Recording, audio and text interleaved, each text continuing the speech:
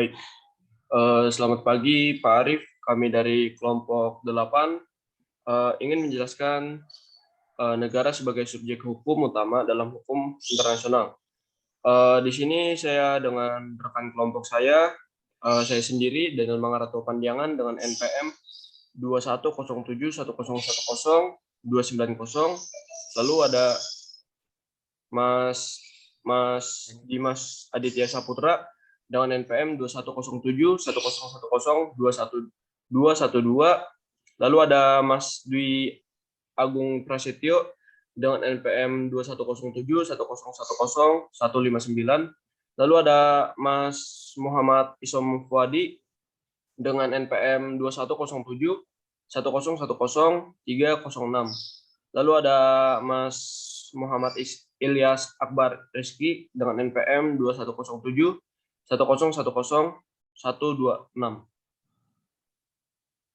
Ya, sejarah berdirinya suatu negara.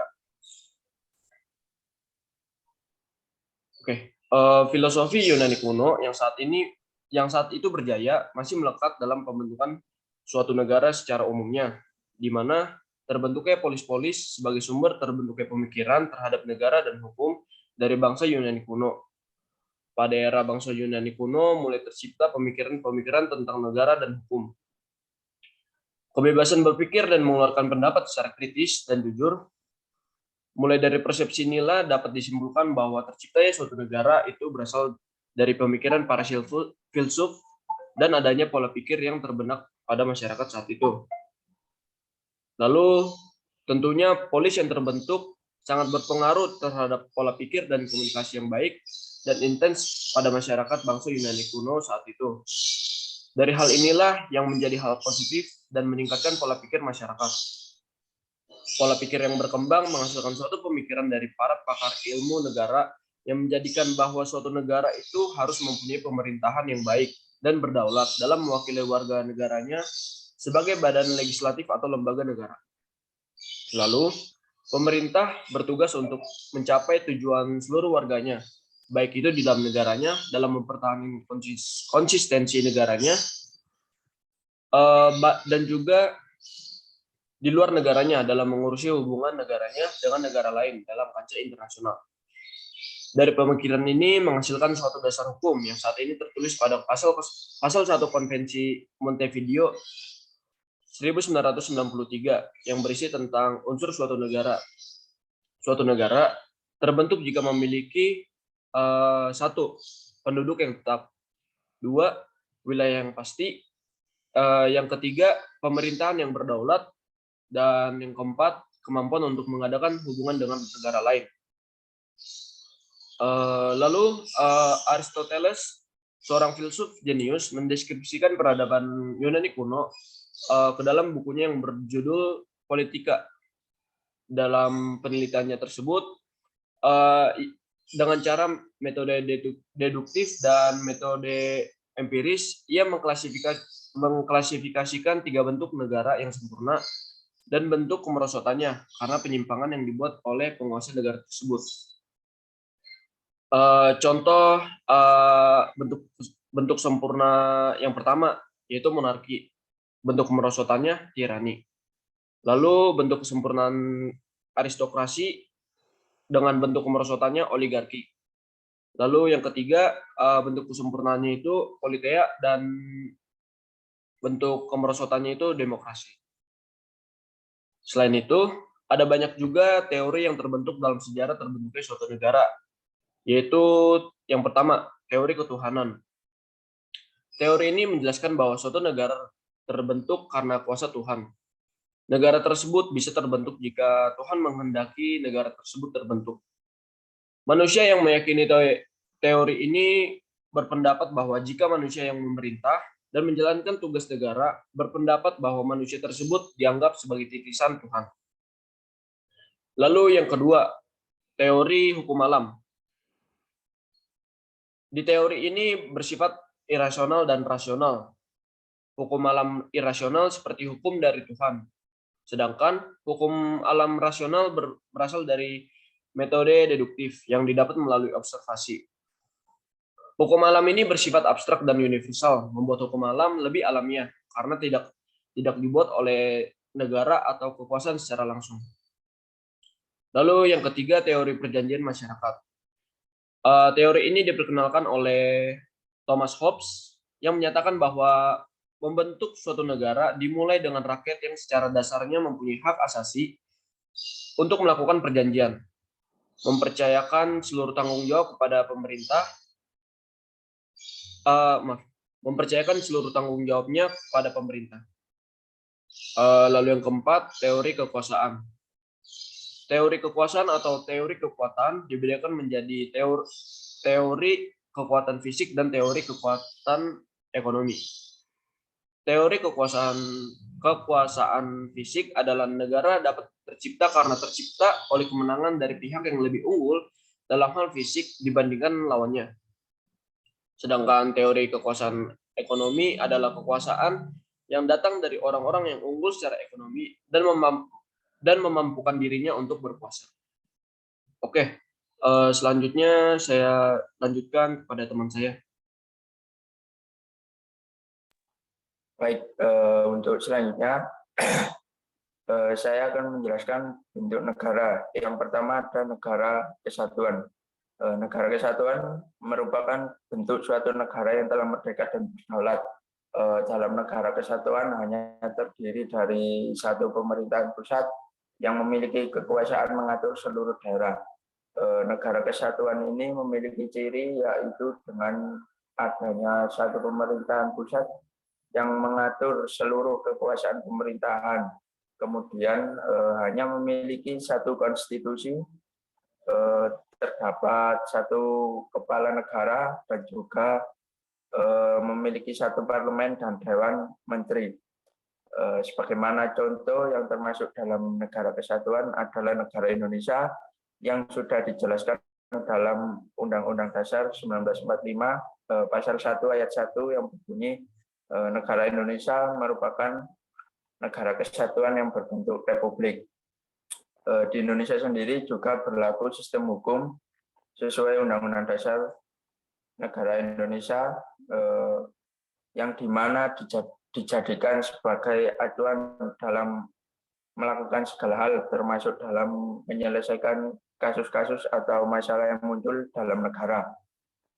Dalam pelaksanaannya, negara kesatuan terbagi dalam dua sistem pemerintahan, yaitu yang pertama sistem sentralis. Sistem sentralis ini merupakan di mana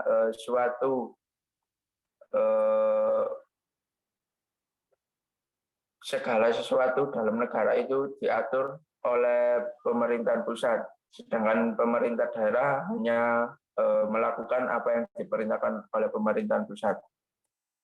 Kemudian ada sistem desentralisasi. Sistem desentralisasi ini memberikan kewenangan terhadap pemerintah daerah untuk mengatur pemerintahan wilayahnya masing-masing. Pada sistem ini lebih dikenal dengan istilah otonomi daerah atau daerah swantantra. Kemudian yang kedua ada bentuk negara serikat. Negara serikat atau negara federasi merupakan bentuk suatu negara gabungan, negara gabungan yang terdiri dari beberapa negara yang menjadi negara-negara bagian dari negara serikat itu. Sebelum negara tersebut menggabungkan diri, pada awalnya negara tersebut sudah merdeka, berdaulat, dan berdiri sendiri. Dengan menggabungkan diri dalam suatu negara serikat, maka negara yang awalnya berdiri sendiri dengan sendirinya negara tersebut melepaskan sebagian kekuasaan dan menyerahkan kepada negara serikat. Untuk aktivitas kenegaraan dilakukan pembagian aktivitas ke dalam diurus oleh gubernur. Masing-masing negara memiliki badan legislatif dan yudikatif yang cukup untuk mengatur dirinya sendiri. Sebagaimana contoh yang termasuk dalam negara serikat, yaitu negara Amerika Serikat.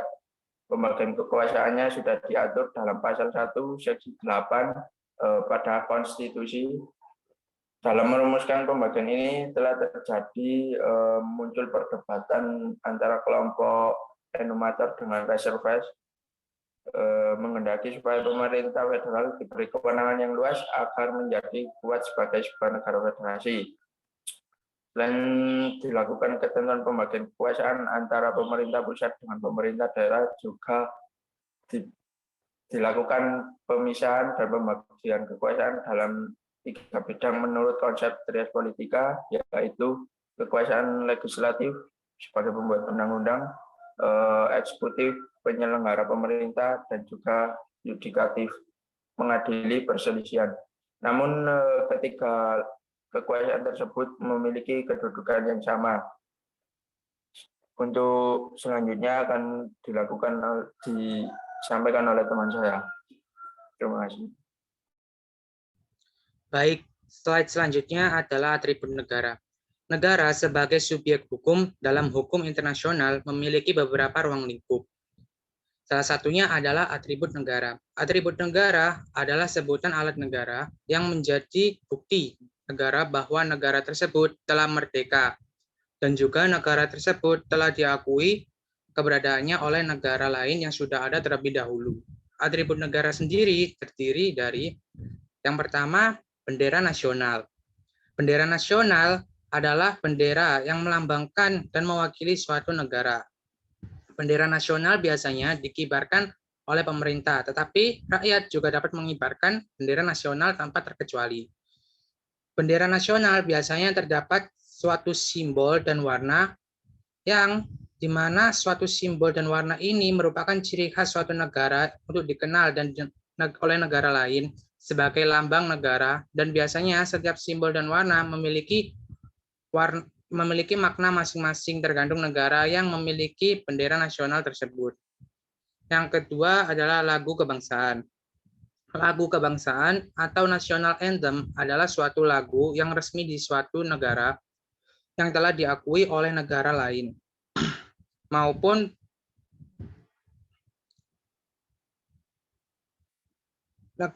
lagu kebangsaan atau national anthem adalah suatu lagu yang resmi di suatu negara yang telah diakui oleh warga negara maupun pemerintah. Dan lagu kebangsaan ini juga bisa menjadi simbol suatu negara atau daerah. Lagu kebangsaan dapat membentuk suatu identitas nasional dan sebagai bentuk ekspresi dari warga negara dalam menunjukkan rasa nasionalisme dan patriotisme. Yang ketiga adalah bahasa nasional. Bahasa nasional atau kebangsaan adalah bahasa yang memiliki kedudukan yang sejenis dengan de jure dan de facto, dengan individu yang mungkin telah melalui perluasan wilayah yang diduduki. Sebutan ini bisa digunakan bermacam-macam, seperti bahasa daerah yang juga dapat menjadi suatu identitas daerah yang ada dalam negara tersebut. Bahasa nasional juga dapat mewakili setiap negara yang ada di dunia, karena bahasa nasional juga termasuk dalam identitas nasional suatu negara. Yang keempat adalah ideologi negara. Ideologi negara menurut pandangan umum adalah kumpulan dari gagasan, ide, dan keyakinan yang secara menyeluruh dan sistematis dan dapat menyangkut seluruh aspek bidang kehidupan manusia. Menurut Notonegoro, sebagaimana yang dikutip oleh Kailan, bahwa ideologi negara merupakan cita-cita suatu negara yang menjadi dasar untuk sistem kenegaraan kepada seluruh warga negara dan bangsa. Ideologi negara merupakan sebuah komitmen yang dapat mewujudkan cita-cita suatu negara. Semakin dalam kesadaran ideologi yang ada pada warga negara, maka akan semakin tinggi juga komitmen yang ada dalam mewujudkan cita-cita suatu negara. Seperti yang disebutkan di atas, keempat inilah atribut negara yang menjadi suatu identitas masing-masing suatu negara agar dikenal sebagai negara yang sudah merdeka dan berdiri sendiri dengan mandiri dalam mengurus urusan pemerintahan. Atribut negara ini juga termasuk dalam ruang lingkup negara sebagai sesuatu subjek dalam hukum internasional, yang dimana seperti yang telah disebutkan di atas, bahwa atribut negara inilah yang menjadi bukti suatu negara telah merdeka dan berdiri sendiri sebagai salah satu negara yang ada di dunia, dan telah diakui oleh negara yang lain yang telah berdiri terlebih dahulu. Next, slide selanjutnya. Next, selanjutnya adalah cara perolehan wilayah. Wilayah merupakan salah satu dari syarat pengakuan dari negara lain untuk membentuk suatu negara, karena tanpa wilayah maka negara tidak akan bisa terbentuk karena tidak memiliki tempat untuk dikuasai dan diatur dengan hukum. Terdapat pula cara perolehan suatu wilayah untuk dikuasai atau diduduki oleh suatu negara sebagai berikut. Yang pertama adalah penambahan wilayah atau akresi. Akresi adalah cara penambahan wilayah dengan memanfaatkan bentuk geografis suatu wilayah yang terbentuk secara ilmiah, seperti terbentuk dan menyatu dengan geografis wilayah negara yang sudah ada. Sebagai contohnya, akresi ini adalah suatu pulau yang terbentuk dari endapan lumpur yang menjadi padat hingga membentuk daratan dengan waktu yang cukup lama dan menyatu dengan wilayah dari negara yang sudah ada sehingga dapat terhitung sebagai wilayah negara tersebut. Yang kedua, cesi. Cesi adalah salah satu cara suatu negara memperoleh wilayahnya dengan cara memberikan hak kepemilikan atau kekuasaan suatu negara kepada negara lainnya dengan sebuah perjanjian damai antara penjajah dan penduduk asli dari wilayah tersebut. Dan wilayah tersebut merupakan hasil dari peperangan antara kedua negara. Cesi tidak hanya didapatkan lewat suatu perjanjian setelah usai perang saja, tapi cesi juga dapat dilakukan dengan cara perjanjian jual beli wilayah. Sebagai contohnya, pada tahun 1867, Amerika Serikat membeli Alaska dari Rusia dengan harga sebesar $7.200.000, dan dengan begitu maka Alaska yang merupakan wilayah Rusia kini telah menjadi wilayah Amerika Serikat. Yang ketiga, kependudukan atau okupasi. Okupasi adalah suatu cara memperoleh wilayah dengan menduduki suatu wilayah yang belum diduduki atau dikuasai oleh suatu negara. Wilayah ini dapat berupa tanah yang belum dimiliki oleh siapapun atau baru ditemukan. Cara ini tidak bisa dilakukan secara perseorangan, melainkan harus negara itu sendiri yang memiliki kehendak untuk menjadikan wilayah tersebut sebagai daerah kekuasaannya. Yang keempat adalah preskripsi. Preskripsi adalah perolehan wilayah dengan cara suatu negara yang telah lama menduduki wilayah tersebut dan telah diketahui oleh pemilik wilayah tersebut dan tidak ada protes yang diajukan oleh pemilik wilayah tersebut, maka dengan begitu wilayah tersebut dapat menjadi daerah kekuasaan negara yang mendudukinya. Preskripsi ini memiliki kesamaan dengan okupasi, yaitu tidak dapat dilakukan oleh perseorangan, melainkan harus dengan negara itu sendiri. Dan yang kelima adalah penaklukan atau aneksasi. Aneksasi adalah cara memperoleh wilayah dengan jalur kekerasan atau penaklukan. Hal yang terpenting dalam perolehan wilayah secara paksa ini adalah sejauh apa tindakan yang dilakukan tersebut dianggap sah oleh masyarakat internasional. Karena dalam hal ini, hukum internasional melarang tindakan memperoleh wilayah dengan cara kekerasan atau dalam jalur militer oleh negara tersebut. Jadi begitulah cara memperoleh suatu wilayah yang dilakukan oleh suatu negara untuk memperluas daerah kekuasaannya. Untuk memperoleh wilayah tidak hanya dilakukan dengan cara kekerasan saja, tapi dengan cara yang damai pun bisa didapatkan. Dan cara yang damai itu pula dapat membuat rakyat dan suatu negara dapat hidup dengan damai, aman, dan makmur. Baik, slide selanjutnya bisa dilanjutkan oleh rekan saya.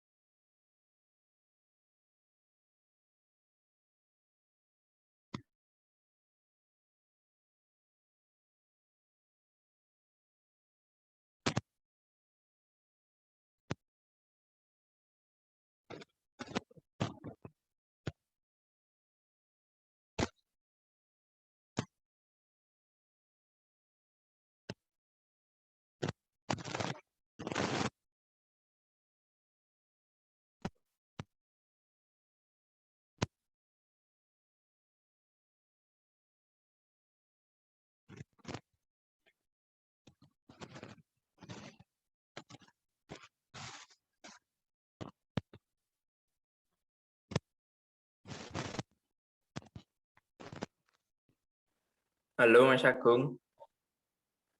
Suara nih gak muncul, Mas.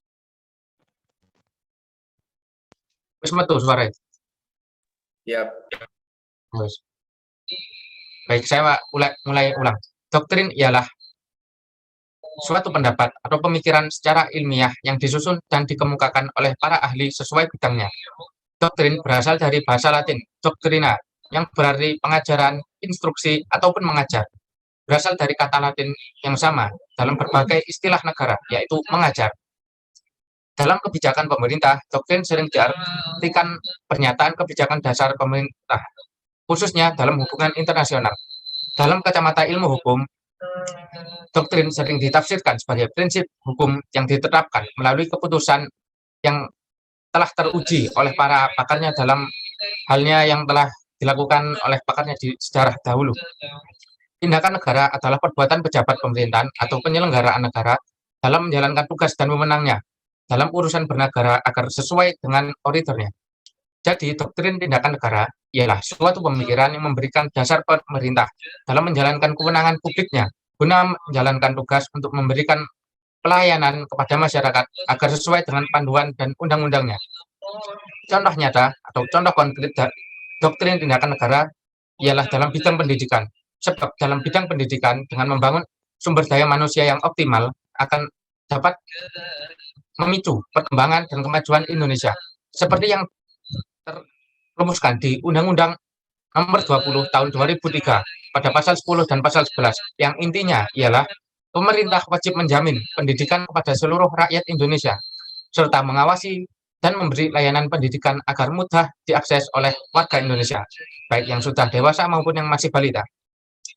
Jadi dapat kita ambil kesimpulan, intisari dari doktrin tindakan negara ialah 1. Dilakukan oleh sepihak oleh pemerintah dalam membuat keputusannya, karena ini memang wewenangnya.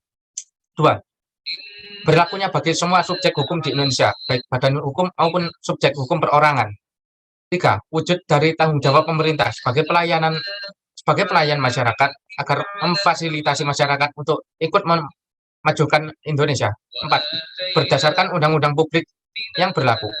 Sekian dari saya. Pada kesempatan yang selanjutnya akan disampaikan oleh rekan dan kawan saya. Monggo, Mas.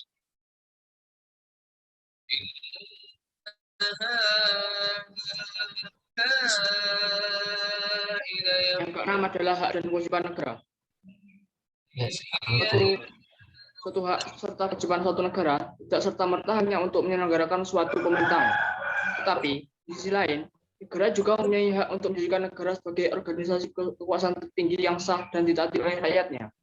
Maka negara memiliki sifat memaksa, sifat monopoli, dan sifat mencakup segala aspek bidang. Monopoli di sini yang berarti negara mempunyai hak untuk menguasai hal tertentu demi keberlangsungan serta kesejahteraan bersama. Memaksa yang berarti negara mempunyai wewenang untuk membuat peraturan serta kekuasaan yang harus ditaati oleh segala aspek masyarakat tanpa terkecuali. Dan yang terakhir, mencakup segala aspek yang berarti peraturan dan kebijakan negara mencakup segala wilayah negara tersebut, baik di darat, laut, dan udara, yang perlu ditegaskan dan juga dihormati. Namun, dalam segala kuasaannya, yang penuh negara juga harus diawasi dan diatur agar tidak menimbulkan kewenangan terhadap warga negaranya. Dalam hal ini, negara juga mempunyai kewajiban untuk menjamin kehidupan dan keamanan warga negaranya. Negara juga harus bisa memberikan kebebasan kepada warga negara dalam memeluk agama.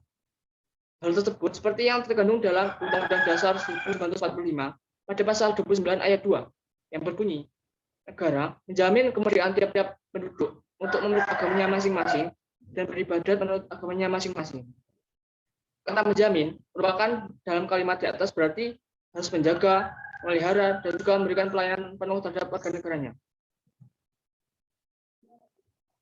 Next slide.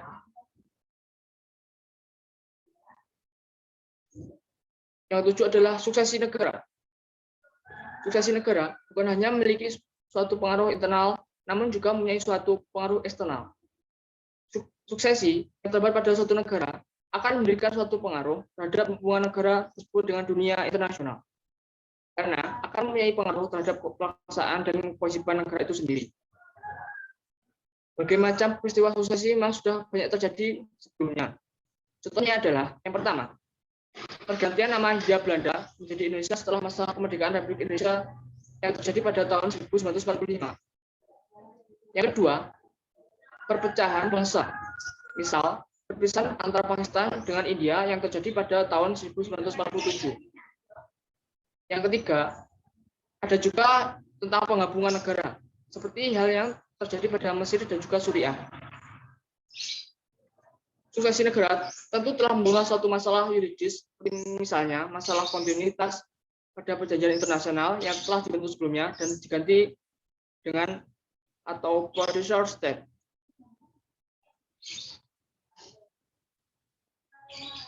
Karena sebelum tahun 1978, masalah-masalah tersebut tidaklah jelas suatu penyelesaiannya dengan negara baru itu karena lemahnya kedudukannya serta sering berhubungannya dengan berbagai macam kewajiban dan ikatan yang dapat merugikan pertumbuhan kehidupan negara itu sendiri. Oleh karena itu, negara telah mengganti, misalnya seperti apa yang dialami oleh Indonesia di masa lampau dengan adanya KMB atau Konferensi Meja Bundar pada tahun 1949. Karena tidak jelasan ini, para ahli hukum pun mulai mengungkapkan pendapatnya masing-masing hingga dikenal dengan nama doktrin. Sekian presentasi dari kelompok kami. Jika ada suatu kesalahan kata atau kekurangan, kami mohon maaf. Wassalamualaikum warahmatullahi wabarakatuh.